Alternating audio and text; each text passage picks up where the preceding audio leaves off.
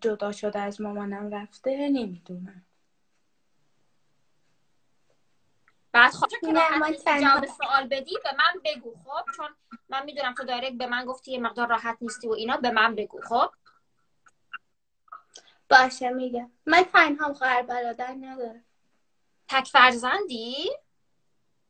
Yes.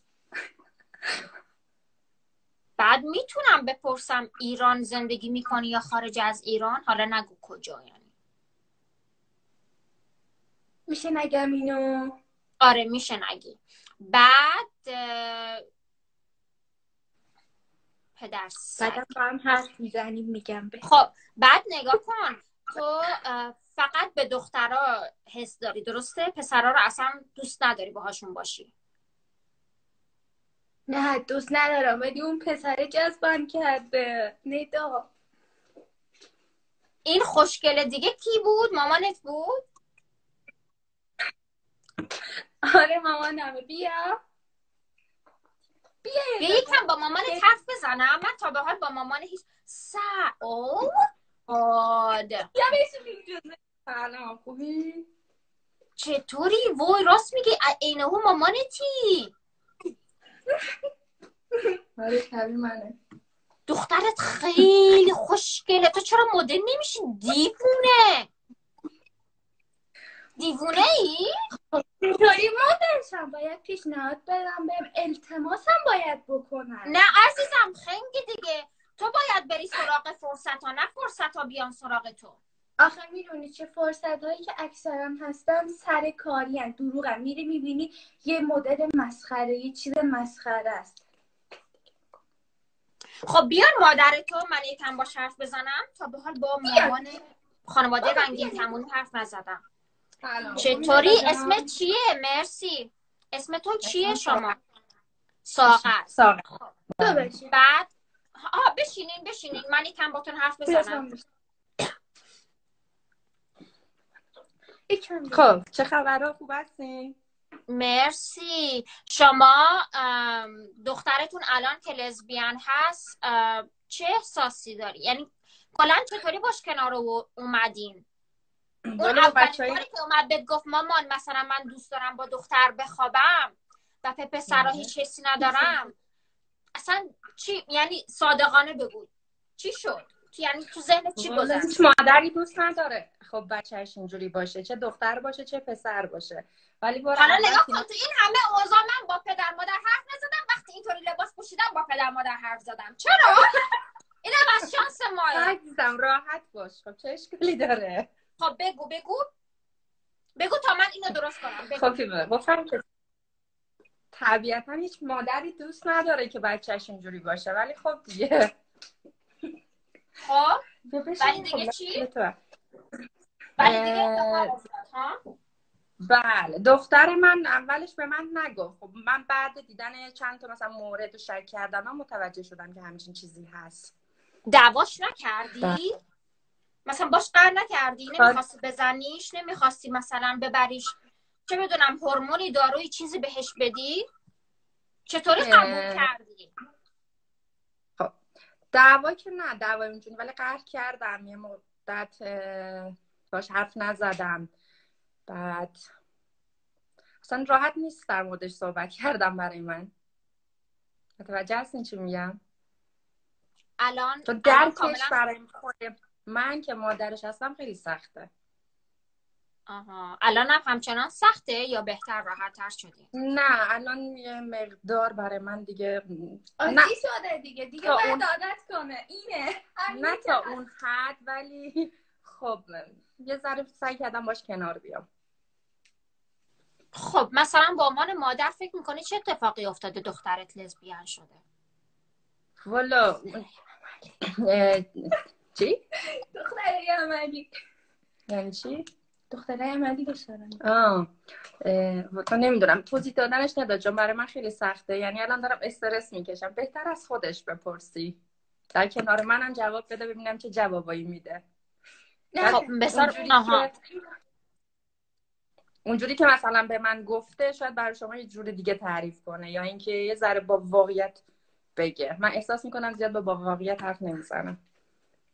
آها، من الان که دارین اینطوری نگاه میکنم دارم سوالای بچه ها رو نگاه بله. میکنم ببینم بچه ها چی پرسیدن، چون شما اولین شخصی هستین که به عنوان یعنی از والدین راضی شدین بیاین صحبت کنیم و این خیلی قشنگه. خوب شما مثلا هنوز هضمش براتون چیز سخته. تا به حال دخترتون رو با یه دختر دیدین؟ نه، سعی نکردم خودم رو تو همچین شرایطی قرار بدم. خونه نمیاره. کی میخوای قبول کنی؟ فکر نمی کنم دخترت عوض بشه، چون این یه چیز نمیتونم. خب باید از روش زمان بگذره یه ذره. نمیدونم، شایدم باید قبول کنم که اینجوری باشه. شده دیگه، چیکار کنیم. خب بذار من ببینم بچه ها سوالی چیزی دارن. والا باشه. بچه ها خیلی دارن از تو تعریف میکنن ساغر جان. خواهش می‌کنم. خب اینو اگه دوست داشتی جواب بده، اگه دوست نداشتی جواب نده. خب نوشته ندا مادرش چند سالشه؟ خب من متولد از 360 هستم. 38 سالمه. چقدر جوون. میگه چند سالگی ازدواج کردین؟ من 21 نزدیکای 21 سالگی.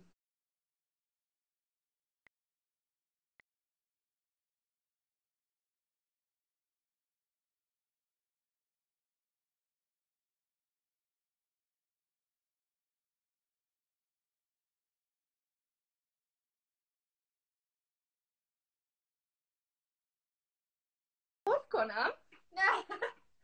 نه باحاله دیگه، باحاله. آخه تو چجوری بهت بگم، چون ما ایرانیا خب درک همچین چیزایی یه ذره برای ما جان سخته. درسته؟ ببین دخترت خیلی خوشگله، دخترت توی عالم چرت و پرت خودش به سر میبره، نمیفهمه. تو باید هدایتش کنی به سمت مدلینگ و اینجور چیزا. اگه هدایتش نکنی الان سنش 10 سالگی قشنگترین و بهترین سنه. البته باید خیلی زودتر شروع میکردین، ولی یه جوری بکشونش سمت اون قسمت، یعنی باید بکشونش. چرا وقتی فیس قشنگی داره، اندام قشنگی داره، ازش استفاده نکنه؟ خودت جواب بده. من ندا جان من برم یه چند دقیقه دیگه بیام. باشه برو. مرسی قربون. خب میدونی چه باید مثلا پیشنهاد خوب داشته باشم. یعنی مثلا ارزش نداره به خاطر پول کم من برم اونجا اینجوری کنم. خب بعد میدونی چه من یه مدت میخواستم برم سینمای تهران. بعد میدونی دیگه خیلی پشت پرداش کثیفه، خیلی. آها اوکی. بذار من دارم میبینم. تا به حال عاشق شدی؟ نه ما دیگه از اون سوالای چیز نمی کنیم. نمیدونم چه سوالی ازت بپرسم. هرچی دوست داری. تو تا به حال دوست دختر داشتی یا نداشتی؟ آره داشتم. داشتی؟ اولین بار خودمه. ها؟ یه دختری چی؟ یه دختر همسن سال خودم بود، الان نیستش. خوشگل بود مثل خودم. چه جور دخترایی رو بهشون جذب میشی؟ چه جور دخترایی رو بهشون جذب نمیشی اصلا؟ ببین اون دخترایی که میرن عمل میکنن اینجور میمیاشون و باسن دارن اینجوری، اونا رو دوست داری؟ با کمر باری کن. آره خیلی دوست دارم. خب چه جور دخترایی رو دوست نداری؟ چه جور دخترایی رو دوست نداری؟ مثلا این دخترای معمولی هستن، مثلا تو صورتشون ایراد دارن خب، ولی سعی نمی‌کنن ایرادشون رو برطرف کنن.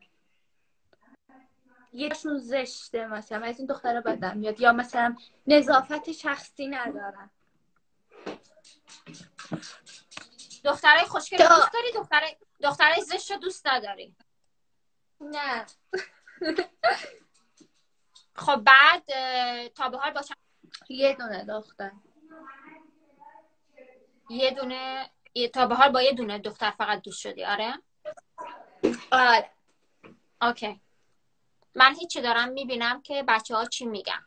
اوکی بذار، دوست داری بریم الان توی حمام رقص حمامی برامون بکنی؟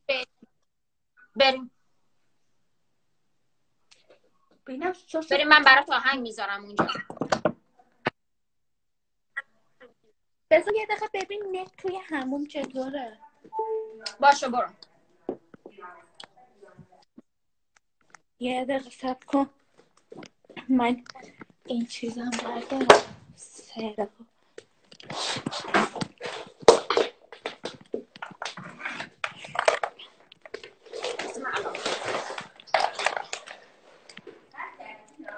نه بسته.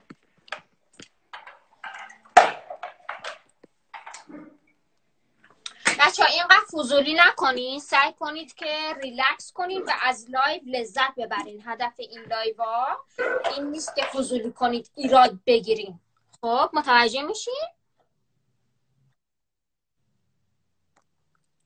کجا رفتی؟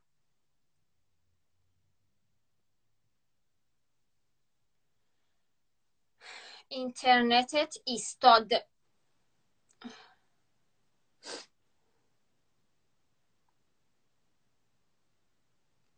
اینترنتت ایستاد، کجا رفتی؟